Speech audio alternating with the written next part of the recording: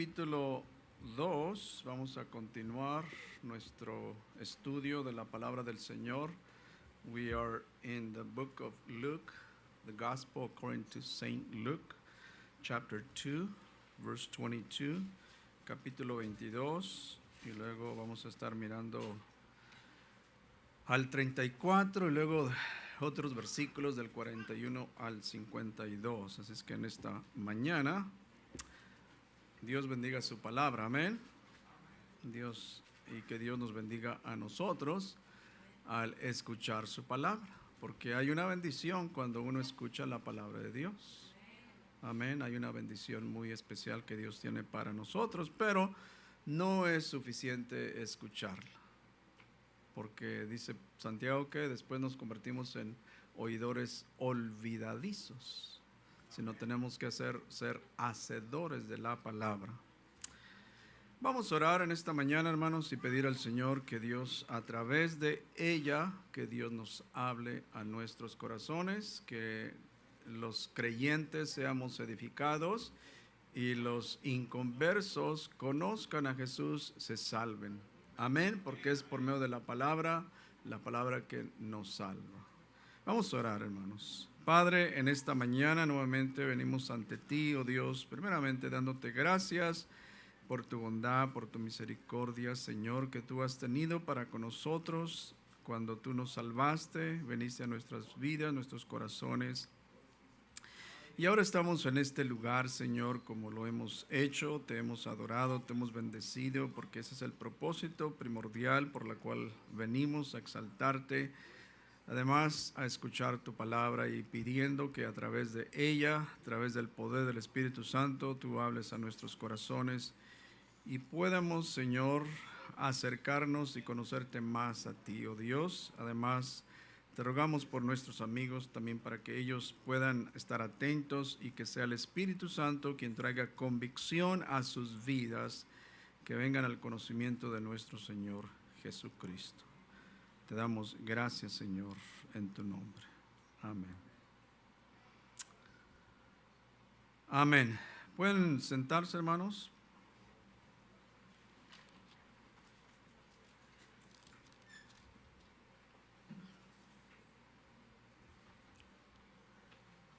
Y nuestro deseo de este estudio, como ustedes saben, es un estudio expositivo.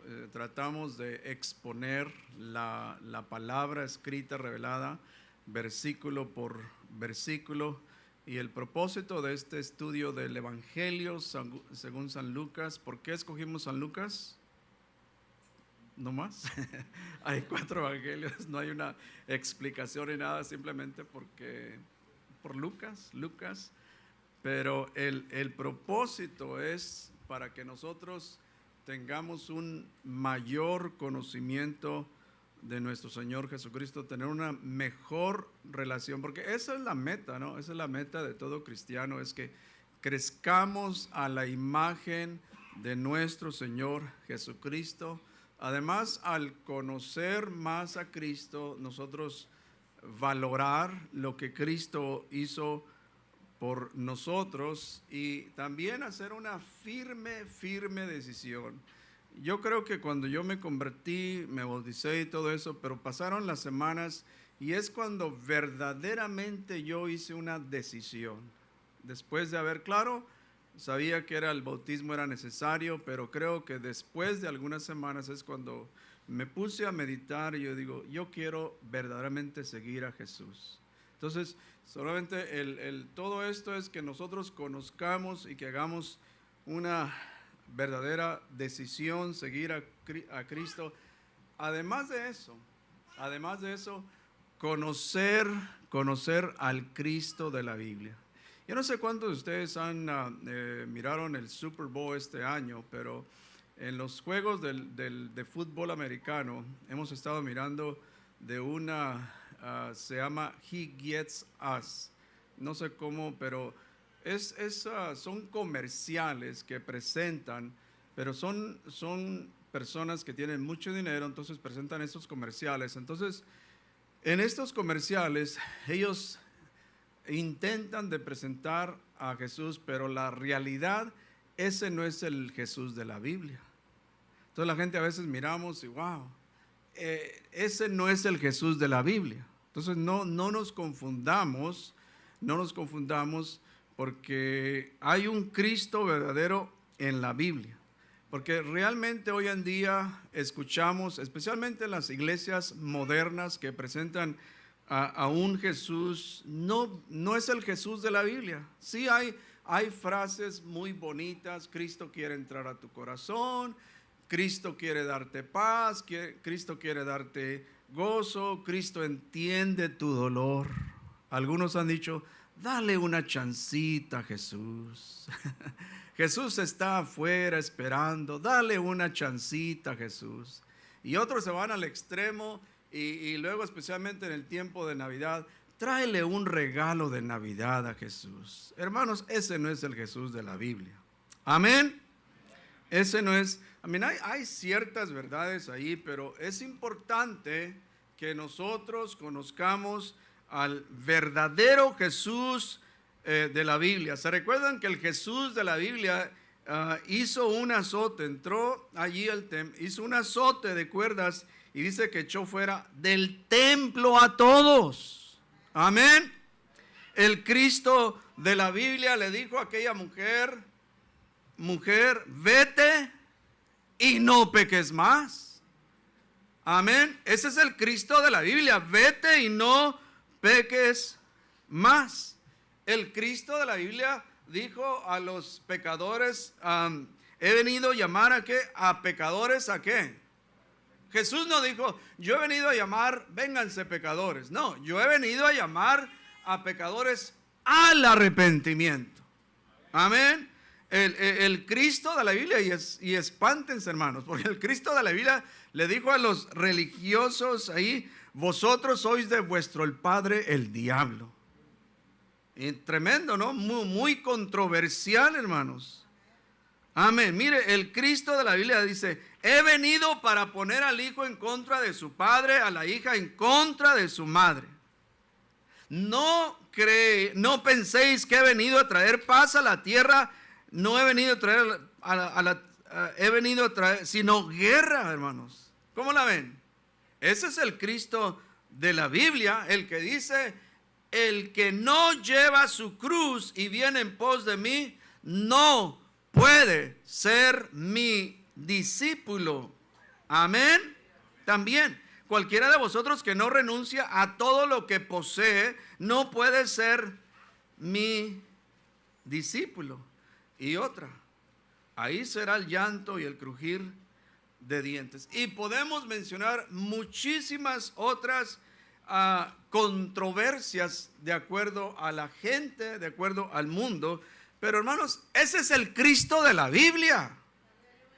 Entonces, si nosotros queremos conocer al Cristo, al Jesús de la Biblia, es menester que conozcamos la palabra de Dios, que leamos la Biblia. Amén. Además de conocer al Cristo de la Biblia, también a medida que nosotros estamos estudiando la palabra de Dios, conozcamos más el aspecto cultural del pueblo judío. Es importante conocer el aspecto cultural, porque muchas personas también cuestionan la idea si realmente uno llamado Jesús existió en la historia. ¿Sabían ustedes eso? Que hay gente que cuestiona si uno llamado Jesús existió en la historia. Y la realidad es de que hay muchos historiadores externos fuera de la Biblia que ellos han comprobado ahora históricamente. Han comprobado históricamente que en realidad uno llamado Jesús estuvo presente en Judea a principios del siglo I. Ellos han comprobado históricamente, sí, hay uno Jesús, hay uno llamado Jesús que sí existió históricamente. Amén. Además, para aquellos que la arqueología en los últimos 100 años, los arqueólogos, ellos no han parado de encontrar. Ellos continúan desde a principios de 1900, han hecho grandes descubrimientos fechados miles de años, tal como la Biblia describe. De tal manera que muchos historiadores consideran que la Biblia es un documento histórico creíble y confiable. Es decir, historiadores en varias ocasiones, ellos usan la Biblia si ellos quieren saber de algo histórico. Se van a la Biblia, porque ellos saben que es confiable, hermanos. Pero hermanos, nosotros los cristianos no dependemos de la arqueología o la historia para darle más credibilidad o apoyo a nuestra fe. Nosotros los cristianos caminamos por fe. Gracias a Dios por la arqueología, gracias a Dios por la historia, pero el cristianismo, el creyente, el justo por la fe vivirá. El justo no vive por lo que ve. El creyente que no tiene fe no puede agradar a Dios. ¿Sí me escucharon? Aquel que no tiene fe no puede agradar a Dios. Entonces nosotros los cristianos creemos que la Biblia sí es la palabra de Dios, que la Biblia fue por inspiración divina. Amén. Aunque sabemos que el autor es el Espíritu Santo, aunque hubo más de 40 humanos, hombres que contribuyeron, pero el autor es el Espíritu Santo. Dios mismo inspiró a estos hombres en un periodo de 1500 años, y así tenemos la palabra de Dios. Además, ¿sabían ustedes que la Biblia es el libro más vendido en el mundo? Más citado, más publicado, más circulado, más traducido, más el libro es, la Biblia es el libro que ha influenciado más en toda la historia de la humanidad.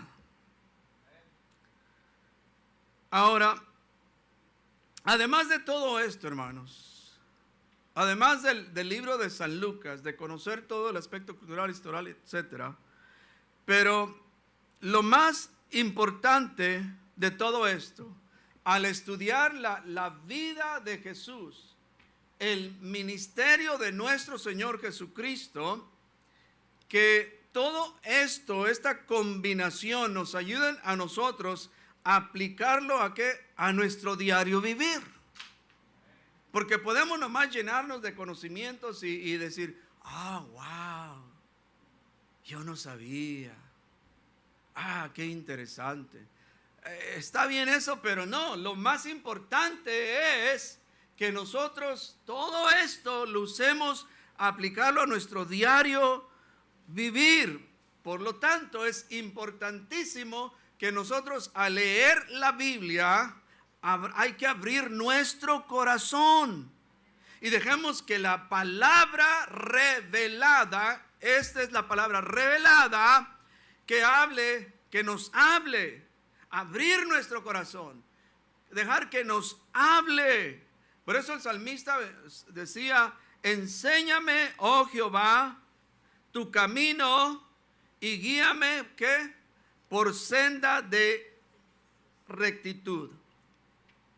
La Biblia tiene muchas aplicaciones. En la Biblia nosotros, especialmente en los Salmos, podemos nosotros encontrar que hay muchas promesas en la Biblia para nosotros. Ahora, hay gente que nomás está buscando las promesas. Me parece que hay una Biblia que se llama Las Promesas, algo así, ¿no?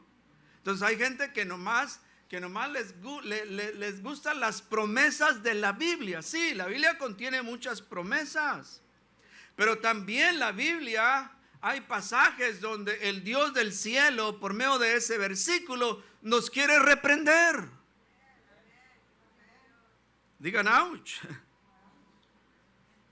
Amén. En ocasiones la Biblia, por medio de lo que está escrito, nos va a hablar de algo que estamos descuidando nosotros. Entonces hay que abrir nuestro corazón, hay que estar atento, atento. Dios me está hablando. Habrá momentos cuando nos encontramos en momentos de desánimo. Amén. Sí, es la realidad. Hay momentos cuando nos sentimos desanimados y nosotros abrimos nuestro corazón y la Biblia nos anima, hermanos. La Biblia nos confirma que Dios está con nosotros. La Biblia nos ayuda de cómo relacionarnos unos con otros. Amén. La Biblia nos enseña cómo orar de acuerdo a la palabra de Dios. Entonces, si nosotros no tomamos el tiempo durante la semana, y usted nomás depende del día domingo de estas 40, 50 minutos, usted no va a crecer espiritualmente. Amén. Digan ouch.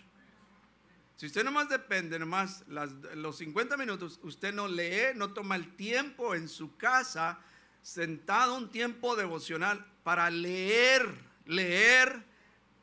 no va a crecer, hermanos. Ahora miremos allí en el versículo 22 y miremos aquí Lucas continuando, dice, cuando se cumplieron los días de la purificación de ellos, conforme a la ley de Moisés, le trajeron a Jerusalén para presentarle al Señor.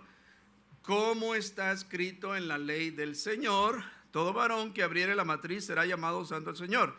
Y para ofrecer, conforme a lo que se dice en la ley del Señor, y lo dice, un par de tórtolas o 2 palominos. Ahora, la purificación en la circuncisión, entonces, después del nacimiento de un hijo varón, ahí dice en Levítico capítulo, demos un vistazo allí, Levítico 12, Levítico 12,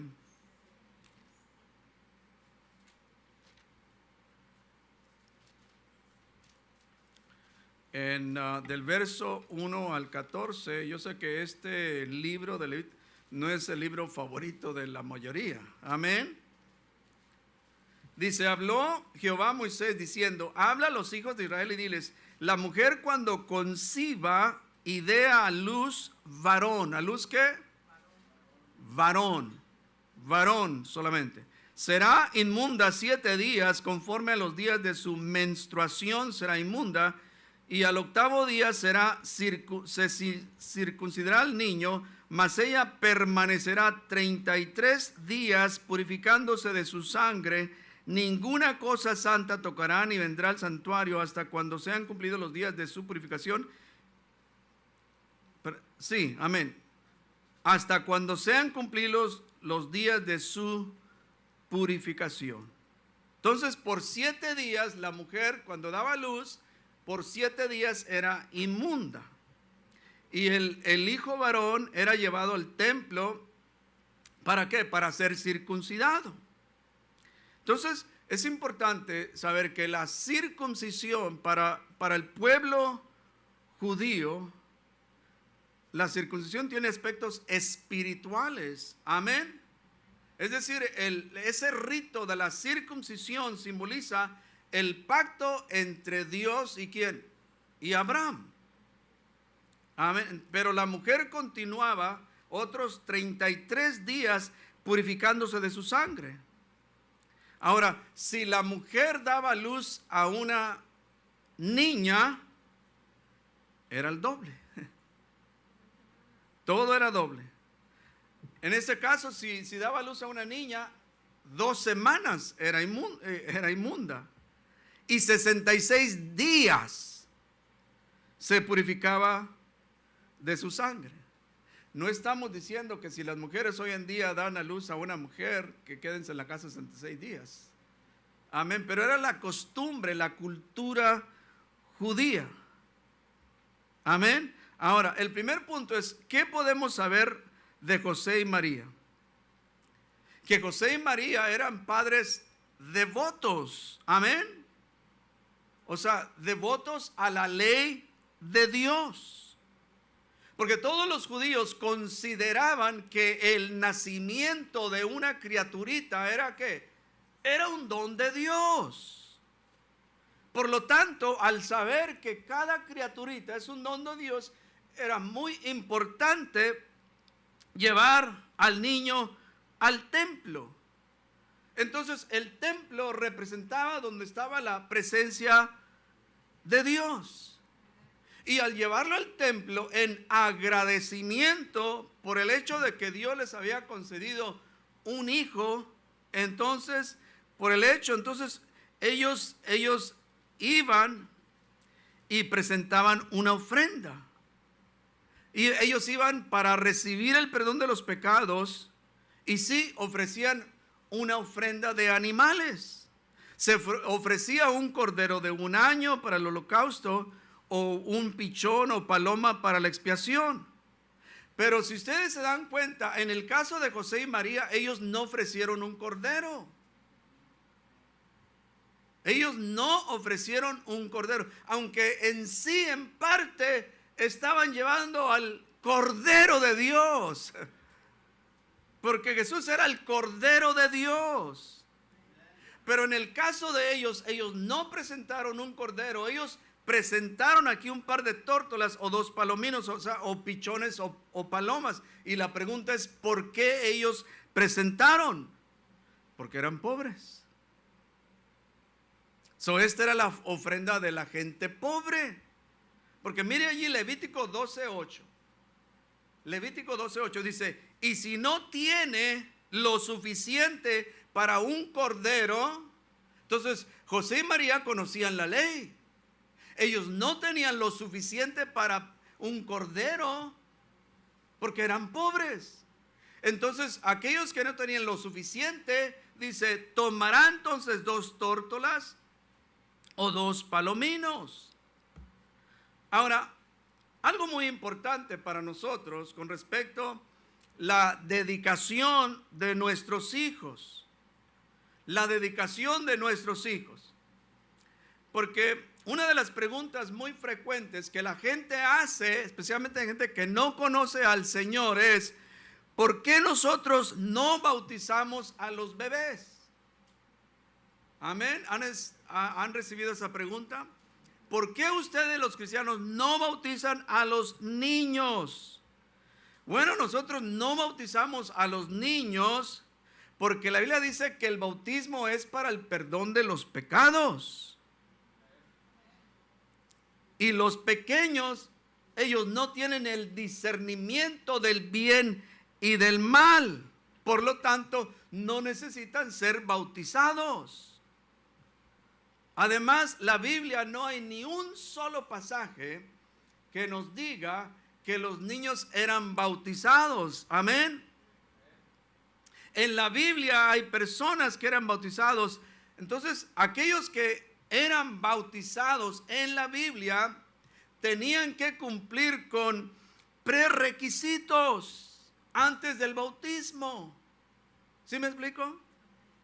Entonces, aquellos que eran bautizados escuchaban ¿qué? La predicación del evangelio. Entonces, por lo tanto, personas que quieren ser bautizados es necesario que escuchen el evangelio. Amén. Aquellos que se bautizaban se arrepentían de sus pecados, confesaban sus pecados. Los bebés no pueden hacer nada de esto, hermanos. Amén. O sea, llegando a los bebés no pueden ser nada, no pueden hacer nada de esto.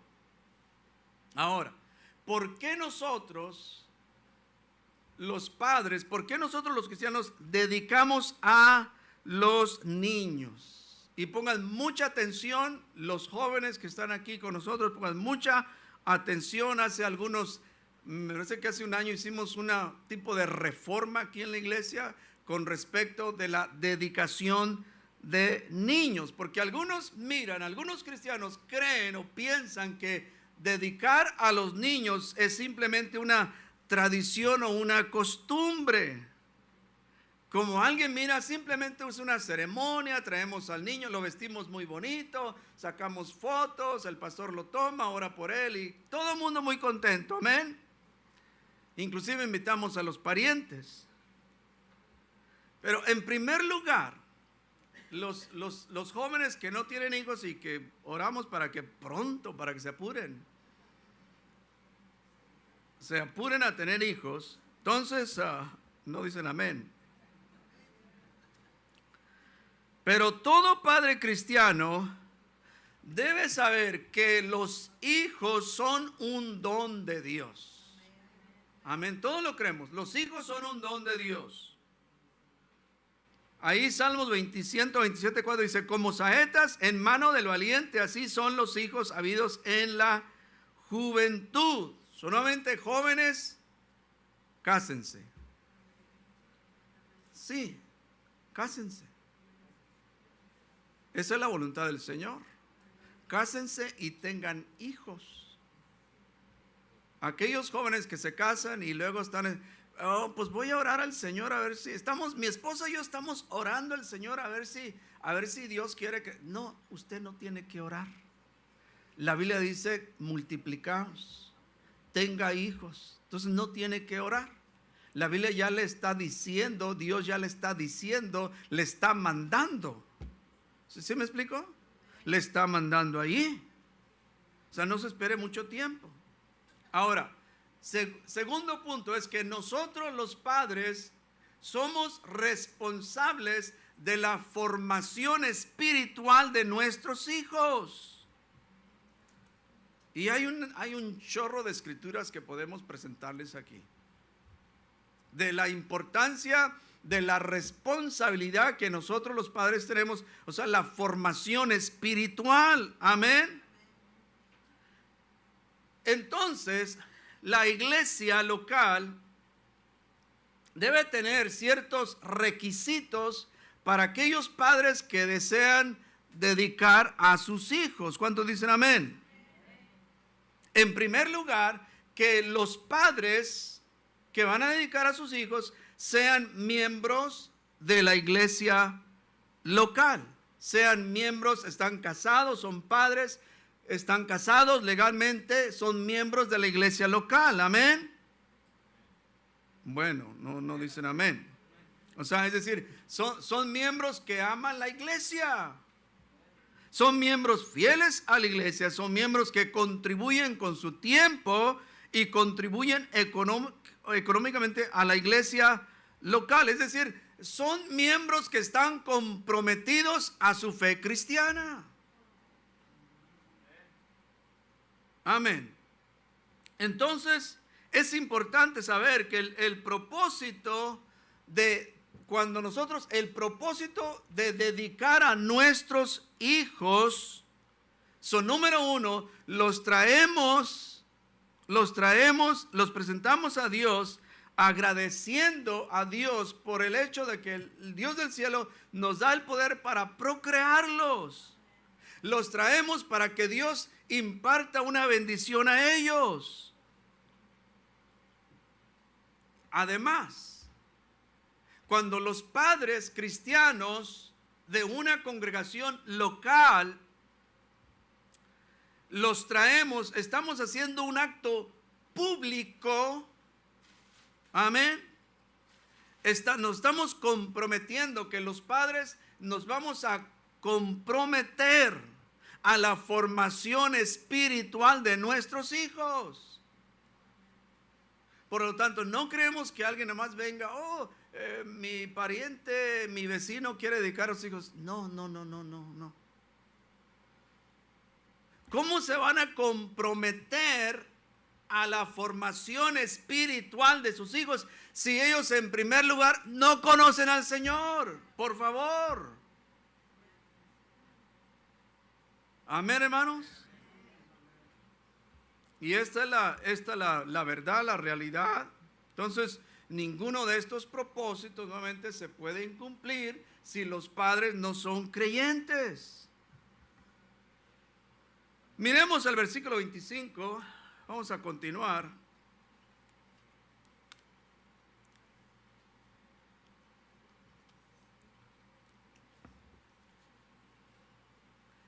Dice, y he aquí, versículo 25 dice, he aquí había en Jerusalén un hombre llamado Simeón, y este hombre justo y piadoso esperaba la consolación de Israel, y el Espíritu Santo estaba sobre él. Verso 26 dice, y le había sido revelado por el Espíritu Santo que no vería la muerte antes que viese al ungido del Señor. Entonces, Simeón era un hombre que justo, que la palabra Simeón significa Dios oye. Y Simeón, él estaba esperando cuando Dios libertara al pueblo de Israel. Él sabía, él había leído por los profetas que el Salvador, el Mesías, vendría. Porque muchos de los profetas escribieron acerca del Mesías. Pero ninguno de ellos, los profetas, recibió una revelación del Espíritu de no ver muerte sin antes ver al Salvador del mundo. Pero Simeón sí recibió una revelación, hermanos, directamente del Espíritu. Simeón no era un profeta o sacerdote. Simeón fue movido por el Espíritu Santo para ir al templo. Y con todo esto miramos cómo el Dios del cielo está moviendo todo, está orquestando todo, hermanos. Del nacimiento, de todo con respecto a la vida, el nacimiento, el ministerio de nuestro Señor Jesucristo. Y cuando Simeón, él lo toma, y el versículo 28 dice, y él le tomó en sus brazos y bendijo a Dios diciendo, ahora, Señor, despides a tu siervo en paz conforme a tu palabra. Y luego él dice, porque han visto mis ojos tu salvación. Recordemos, hermanos, que desde Génesis, desde el libro de Génesis hasta el nacimiento de Jesús habían transcurrido como cerca de 4,000 años. 4,000 años. Y Dios había prometido desde Adán y Eva, o sea, había prometido redimir a Israel. Y encontramos que todo en el Antiguo Testamento, Dios estaba preparando, había un plan de la redención para redimir a la nación de Israel. Y cada periodo de tiempo la gente anticipaba, vivía con esa expectativa que iba a venir el Salvador del mundo. Además, Israel había sido sometido a varios imperios mundiales en los últimos 700 años antes de Cristo. Primero ellos fueron cautivos por Asiria, y luego después vino el imperio de Babilonia, y luego después vino el imperio de Persia, y luego Grecia, y ahora estaban siendo, ¿por quién? Los romanos. Amén. Entonces, durante estos últimos 700 años, ellos estaban ahí sometidos a esos imperios, a los romanos. Pero ahora el Dios del cielo, el Dios de la Biblia, había revelado a Simón que él iba a mirar, que sus ojos iban a mirar al que iba a redimir a Israel. Pero no un poder político. Porque recordemos que Israel, ellos ya estaban hasta aquí cansados. 700 años, varios imperios. Ellos estaban cansados. No, este era una redención del poder del reino de las tinieblas. Esta redención era una redención del poder del pecado. Porque todos conocían que la misión del Mesías era redimir a Israel. Miremos el Salmo 138, dice, y él redimirá a Israel ¿de qué? ¿De los imperios? No. Él redimirá a Israel ¿de qué? De sus pecados. Verso 31 dice, la cual has preparado en presencia de todos los pueblos, dice, luz para revelación a los gentiles y gloria de tu pueblo Israel. Entonces aquí en este versículo encontramos buenas noticias, no solamente para la nación de Israel, encontramos buenas noticias para nosotros, el pueblo gentil. Es decir, el Dios del cielo estaba extendiendo el plan de redención a nosotros los gentiles. Tal como el profeta Isaías había profetizado que los gentiles también serían parte de ese plan maravilloso de redimirnos del pecado. Miremos Isaías 49:6, dice, poco es para mí que tú seas mi siervo para levantar las tribus de Jacob y para que restaures el remanente de Israel. Y lo dice también te di por luz de las naciones para que seas mi salvación hasta lo postrero de la tierra. Aunque en la mente de ellos, de Israel, en la mente de ellos creían que ellos eran los únicos en el plan de redención. Miremos ahí en Hechos 28:28, dice, sabed pues que a los gentiles, aquí dice Pablo, a los gentiles es enviada esta salvación de Dios y ellos oirán.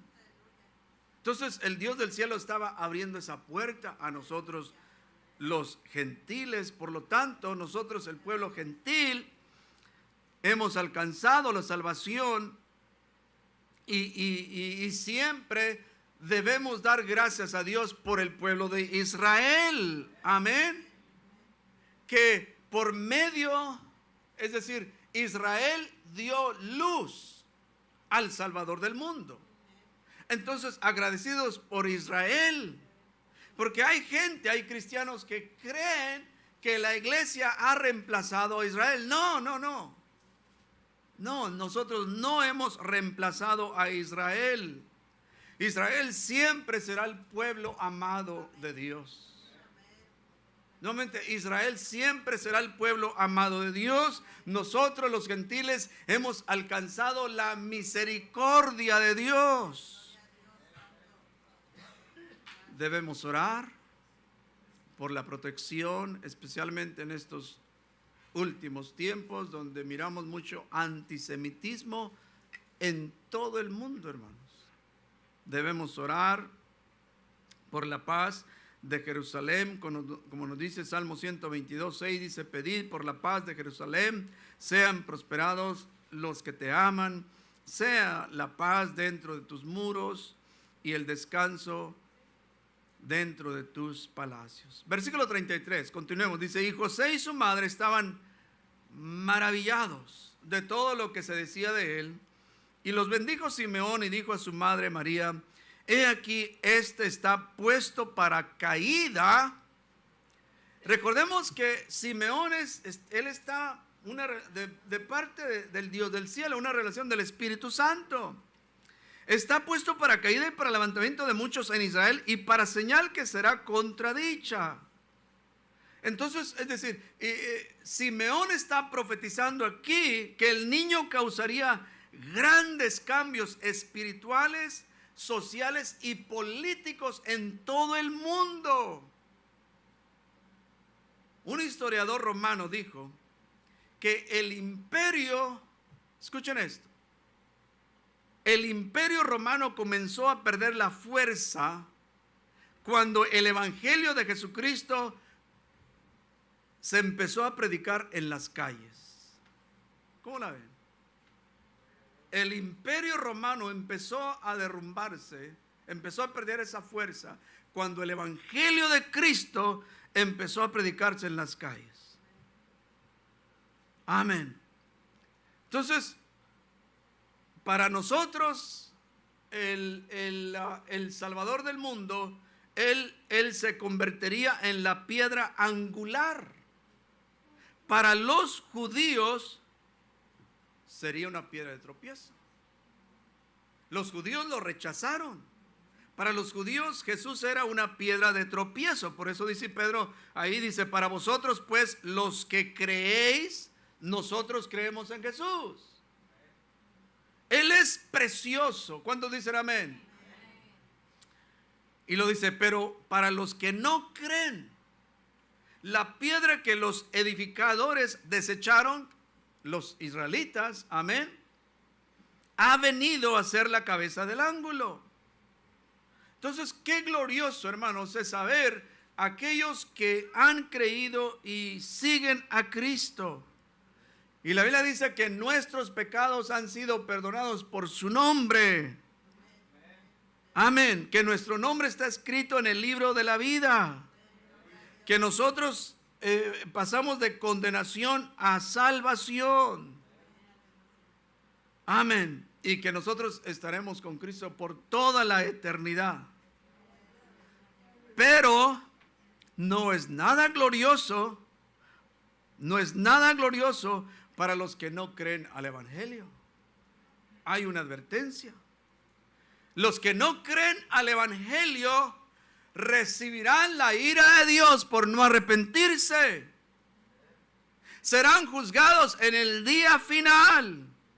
Y serán condenados eternamente y finalmente serán lanzados al lago de fuego.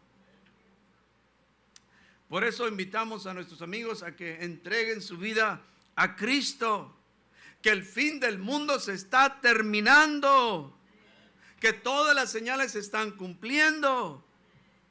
El profeta Isaías hace la invitación a los gentiles en Isaías 55:1, dice: a todos los sedientes, dice, venid a las aguas, y los que no tienen dinero, venid, comprad y comed, venid, comprad sin dinero y sin precio vino y leche. Verso 6 dice: buscad a Jehová mientras pueda ser hallado, llamadle en tanto que está cercano. Y Él está cercano. Él está aquí, el Dios del cielo le plació, Él está aquí. No tenemos que ir a Jerusalén, a hacer una peregrinación a Jerusalén. No, aquí está el Dios del cielo. Y por eso dice: deje el impío su camino y el hombre inicuo sus pensamientos, y vuélvase a Jehová, el cual tendrá de él misericordia, y al Dios nuestro, el cual será amplio en perdonar. Versículo 40, ya vamos a concluir, hermanos. Y el niño, verso 40, crecía y se fortalecía y se llenaba de sabiduría, y la gracia de Dios era sobre él. Ninguno de los evangelios registran la niñez de Jesús. Amén. No hay nada. Ahora miremos, avancemos a la edad de 12 años. A los 12 años en la vida de Jesús. El versículo 41 dice: iban sus padres todos los años a Jerusalén en la fiesta de la Pascua. ¿Y qué era la fiesta de la Pascua? Era una de las fiestas más importantes para el pueblo judío. Amén. Ahora, la fiesta de la Pascua solamente duraba un día, pero después seguía la fiesta del pan sin levadura, que esta fiesta duraba toda una semana. Entonces, multitudes iban alegremente a Jerusalén. ¿Por qué? Porque para ellos era una fiesta importantísima. Niños, adolescentes, hombres, mujeres, todos iban a Jerusalén. Allí asistían a esta alegre fiesta. Iban al templo. Por eso, hermanos, es importante que nosotros, cuando nosotros vengamos al templo, hay que venir alegremente al templo, a adorar al Señor, al que nos ha redimido de la potestad de las tinieblas. Por eso Salmos Salmos 122:1 dice: yo me alegré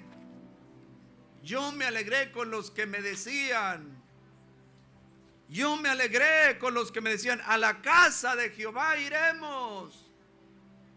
Espero que usted nos venga aquí, oh, ya vengo para cumplir. Y ahora ya después de las 12 ya tengo todo el día para mí. Momento, ¿cómo está eso? Ahora tengo el resto del día ahora para mí, para disfrutar. No, este es el día donde usted ha venido a adorar al Señor. Ha venido con devoción, con agradecimiento. Sí, hay gente que lo toma, ok, check, ya fui a la iglesia. No, hermanos. No y no. Debe ser un momento especial. También los que sirven. Oh, ya vine a cumplir. No. Vino a cumplir, pero su corazón, ¿dónde está?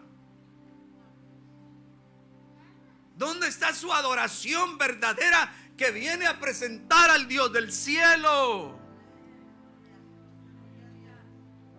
Hágame una ofrendita ahí para que ya. No.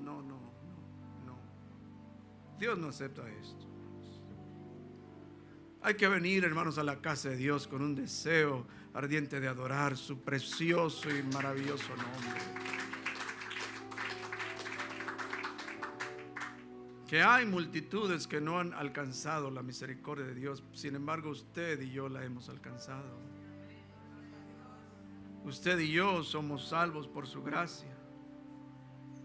Y cuando tuvo 12 años, dice, subieron a Jerusalén conforme a la costumbre. Entonces Lucas es el único evangelista que registra, o sea, un poco la edad de Jesús a la edad de 12 años. Ahora, la Biblia no registra ningún milagro hecho por Jesús de 0 hasta la edad de 30 años cuando Jesús empezó su ministerio. No hay absolutamente nada. Amén. La regla es, si la Biblia se calla, nosotros nos callamos. El primer milagro registrado en la Biblia es el milagro, el favorito de los borrachos.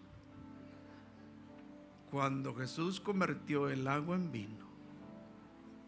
Ese es el favorito de los borrachos. Eso les encanta, hermanos. Les encanta ese milagro. Verso 43 dice: al regresar ellos, acabada la fiesta, se quedó el niño Jesús en Jerusalén. Y lo dice aquí, sin que lo supiesen José y su madre. Importante, que Jesús desde la concepción era Dios y era hombre a la misma vez. Amén. Como hombre, Él estaba sujeto a sus padres. Ahora, nunca debemos de tomar este versículo acerca de Jesús como un acto de desobediencia, porque aquí dice sin que lo supiesen sus padres. No. Jesús como hombre se sujetó a sus padres. Amén. Como todo adolescente debe respetar a los padres. Entonces Jesús como hombre respetó y reconoció las autoridades. Verso 44. Y ahora sí ya vamos a concluir. Y pensando que estaba entre la compañía, anduvieron camino de un día y le buscaban entre los parientes y los conocidos, pero como no le hallaron, volvieron a Jerusalén buscándole. Y aconteció que 3 días después le hallaron el templo, sentado en medio de los doctores de la ley, oyéndoles y preguntándoles, y todos los que le oían se maravillaban de su inteligencia y de sus respuestas. Cuando le vieron, se sorprendieron, y le dijo su madre: hijo, ¿por qué nos has hecho así? He aquí, tu padre y yo te hemos buscado con angustia. Importante decir que José era su padre legalmente. Amén. Jesús no nació de una simiente pecaminosa, no. José era su padre legalmente. Jesús vino del cielo. Y terminamos, versículo 49 dice: entonces él les dijo, este es el único, las únicas palabras que encontramos en la Biblia, las únicas palabras que Jesús, que son mencionadas aquí, de 0 a 30 años, a los 12 años. Las únicas palabras registradas en la Biblia de lo que Jesús dijo, de su adolescencia. ¿Por qué me buscáis? ¿No sabíais que en los negocios de mi padre me es necesario estar? Porque el Espíritu Santo, hermanos, el Espíritu Santo no permitió que nada fuera escrito en su palabra lo que Jesús hizo durante su niñez. No permitió. Porque recordemos quién es el autor de la Biblia. Es Dios, es el Espíritu Santo. Amén. Y descendió con ellos y volvió a Nazaret y estaba sujeto, nuevamente aquí, sujeto a ellos, y su madre guardaba todas estas cosas en su corazón. Jesús, él sabía que él era el Hijo de Dios, pero estaba sujeto a sus padres terrenales. Y Jesús crecía en sabiduría y en estatura y en gracia para con Dios y los hombres. Jesús no era un superhombre, hermanos. Amén. Jesús tuvo un desarrollo físico, emocional e intelectual normal como todo hombre. La diferencia es sin pecado. Amén. Sin pecado, Jesús fue perfecto en todos sus caminos, así como Jesús creció en gracia para con Dios y los hombres. Y este debe ser el deseo de todos nosotros, hermanos: crecer en la gracia de Dios y con los hombres.